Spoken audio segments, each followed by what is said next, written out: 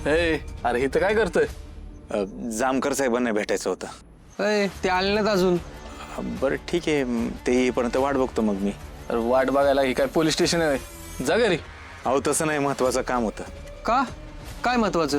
ते जामकर साहेबांना सांगेन मी. गोपाळ नावाचे टेलर, तुम्ही इथे काय करताय? गुपतूप गुपतूप गुपतूप गुपतूप. जामकर साहेब, मी तुम्हालाच भेटायला आलो होतो. का? नाही, ते गावकऱ्यांनी तुमच्या परवानगीशिवाय उत्सव करायचं ठरवलाय. तुमची परवानगी नसताना उत्सव करणार म्हणजे मला नाही आवडलं, म्हणून मी तुम्हाला भेटायला आलो. मग तुम्ही कोण, कबूतर का? त्यांचा निरोप पोहोचवणार आहे? अहो नाही, तसं नाही. तुम्ही म्हटलं होतं ना गावात काही घातपात नाही झाला पाहिजे बाबा. मी लय त्यांना समजवलं, त्यांनी काय ऐकलंच नाही. आमच्या आप्पांनी सांगितलं की उत्सवाची तयारी सुरू करा, ते तयारीला लागल्यात आता. हा, ते 2 बायकवाले देशमुख आले होते, ते गेले बरोळून. त्यांना सांगा कुठल्याही परिस्थितीत उत्सव होणार नाही. पण मला एक कळे ना, तुम्ही का मधल्यामध्ये मखलाशी करता?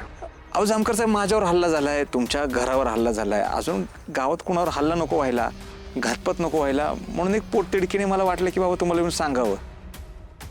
तुम्ही एकदा गावकऱ्यांशी जाऊन बोला, त्यांना समजावा जरा. समजवायचे नाही, आता ऍक्शन घ्यायची वेळ आली आहे.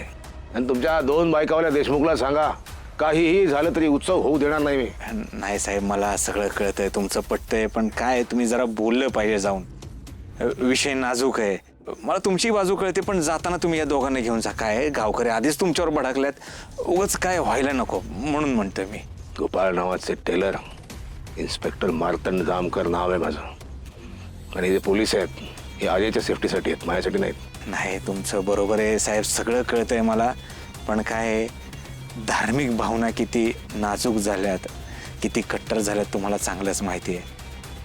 तुम्ही जा, हवं तर मी इथं थांबतो पहारायला. हां, आणि तुमचा माझ्यावर विश्वास नसेल किंवा माझ्याकडनं काही गडबड झाली तर तुम्ही मला केव्हाही अटक करू शकता, मी काय गावातच आहे. गोपाळ नावाचे टेलर, तुम्हाला खरंच पोलिसाची मदत करायची की तुमच्या डोक्यात दुसरंच काहीतरी? साहेब, दरवेळी मी काहीतरी चांगलं सांगायचा प्रयत्न करतो, तुम्ही असं काहीतरी करता. ठीक आहे, मला मदत करायची होती, तुम्हाला नसेल माझी मदत घ्यायची तर हरकत नाही, जातो मी. म्हणलं बघावं कायदेशी जरा काय मदत करता येते का. राहिल्या साहेब, हा बरोबर बोलतोय. हा काय कांड करू शकत नाही, आणि जर ह्याने कुठला कांड केलाच तर आपण ह्याला कधी पण उचलू शकतो. बरोबर आहे साहेब.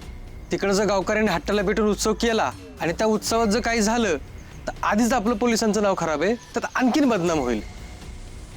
बघा साहेब, गोपाळ नावाचे टेलर, जर माझ्या बहिणीला काही झालं ना, मारून टाकीन मी. गंमत नाहीये. चला.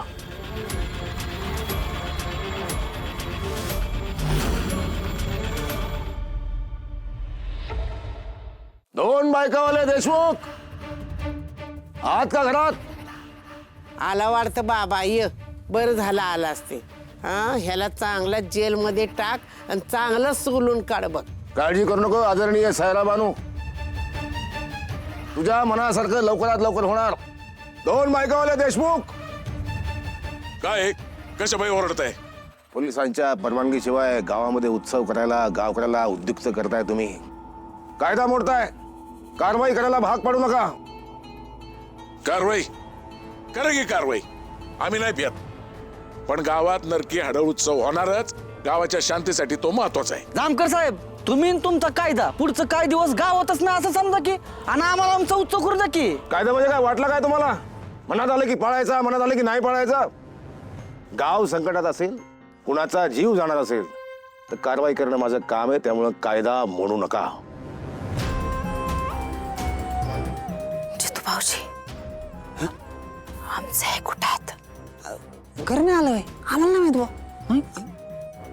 कुठं गेला असेल? दुकानात तर बाहेर पडला होता. बाजारात गेला असेल. जामकर साहेब, एवढ्या वेळ आमचं ऐका की, पुढच्या वेळेला काय असेल ते तुमचं आम्ही ऐकू सगळे गावकरी. वाटाघाटी करायला नाही आलो मी. पोलिसांच्या परवानगीशिवाय उत्सव साजरा कराल मला कारवाई करावी लागेल, अटक करावी लागेल.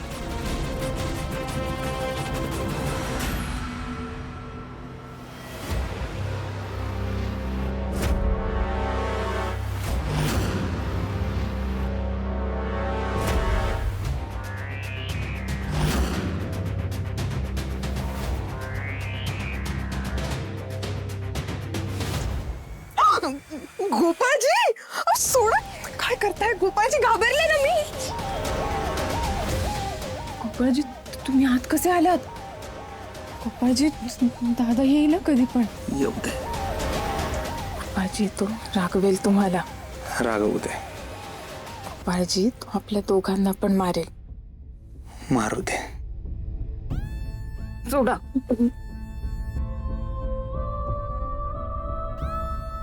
दादा येणार नाही आणि पोलीसही येणार नाही. आर्याची दादा आणि पोलीस गावात जो उत्सव आहे त्याच्या जबाबदारीसाठी गेलेत. गावची जबाबदारी पोलिसांची आणि तुमची जबाबदारी माझी.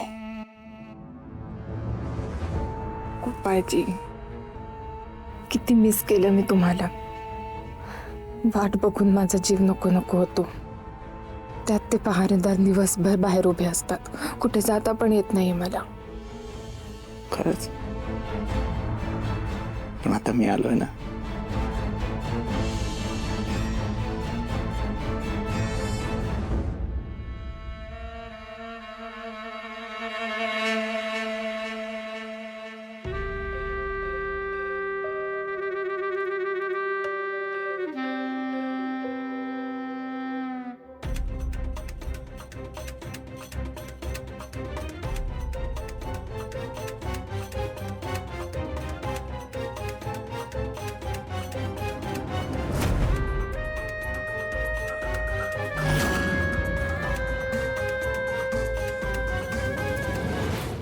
गोपाळजी काय झालं? गोपाळजी आपण लालिताईंना फसवतोय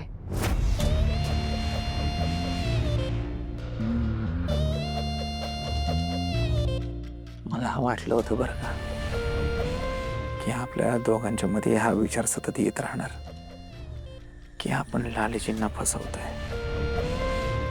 लालीजी करतायत त्याचं काय? मी लालीजींच्या आनंदाचा विचार करतोय, तुम्ही त्यांचा विचार करताय. मधल्या मध्ये माझं काय? माझ्या आयुष्यात प्रेम लिहिलेलंच नाही का? वाटलं होतं तुम्ही आयुष्यात आलाय, आता कुठं प्रेमाचा कोपरा भरून निघाल. पण बहुतेक नियतीला ते पण मान्य नाही. लालीची माझ्या नाही आहेत म्हणून माझ्यापासून लांब आहे. तुम्ही माझ्या होऊ शकत नाही म्हणून तुम्ही लांब जाताय. हे नाही स्वीकारू शकत मी, पण बहुतेक आता मला स्वीकारावंच लागेल. गोपाळजी मी नाहीये तुमच्यापासून लांब आणि राहू पण शकत नाही.